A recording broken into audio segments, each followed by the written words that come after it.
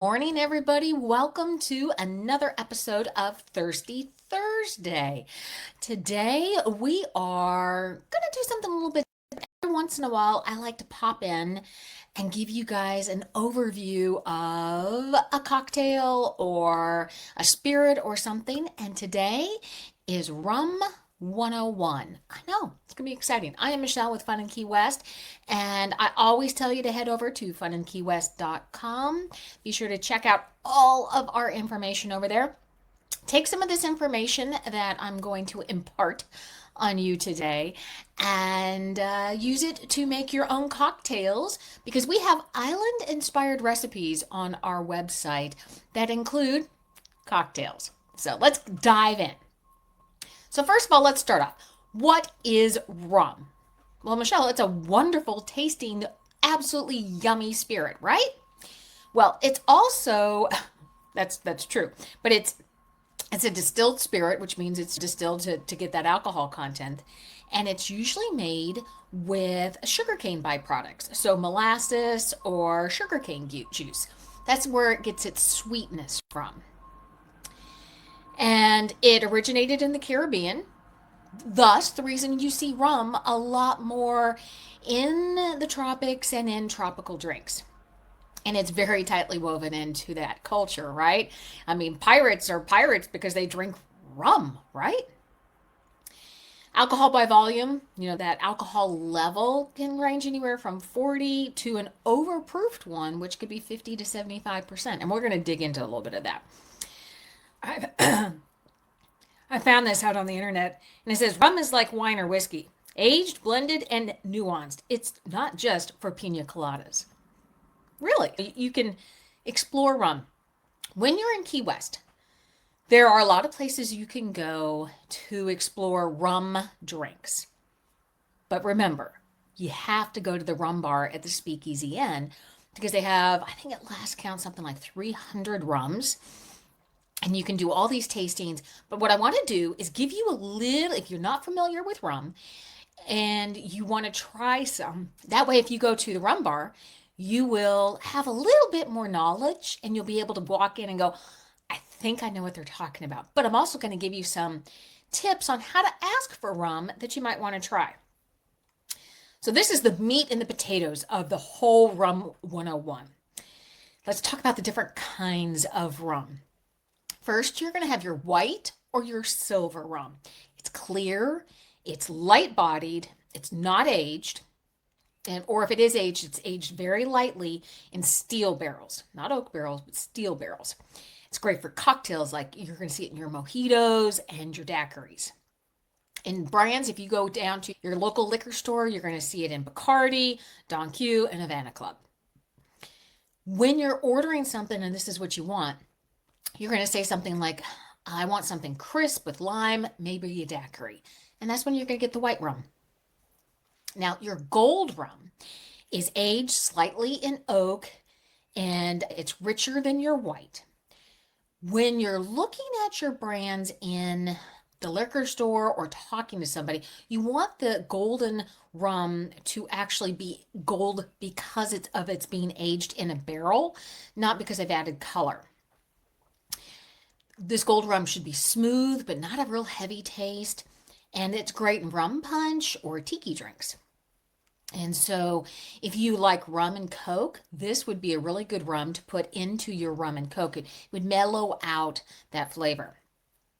Now your dark rum, that's heavily aged and it's usually very dark and caramel in color. And it has a bold flavor of molasses or spice and oak. It's going to be very bold.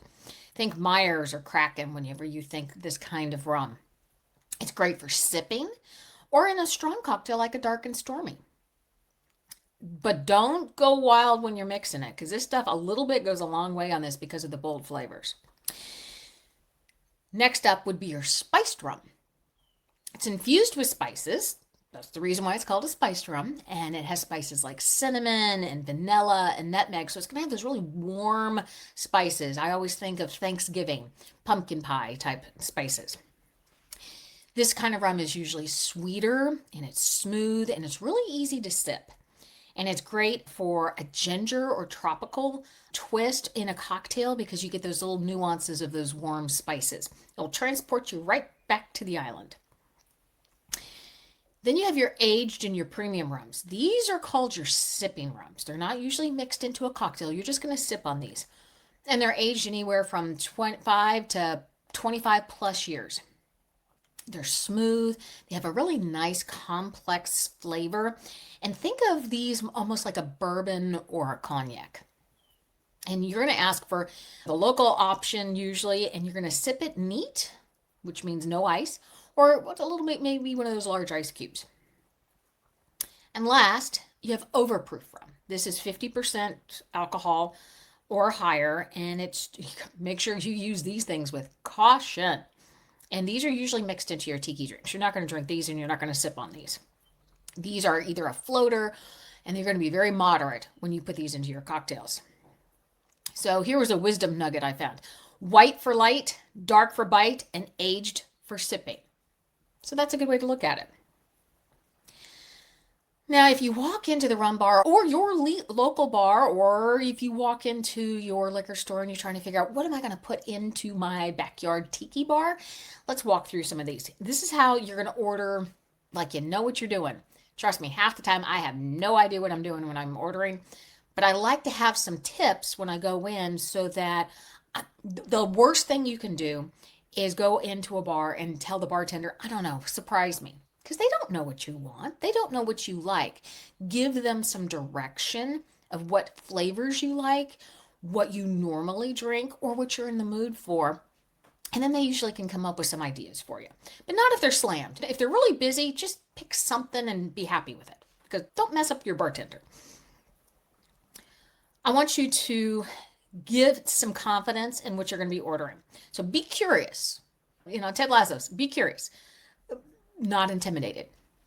So tell them, if you go into the rum bar, say, I'm just learning, I want to learn about rum. I'm new to rum.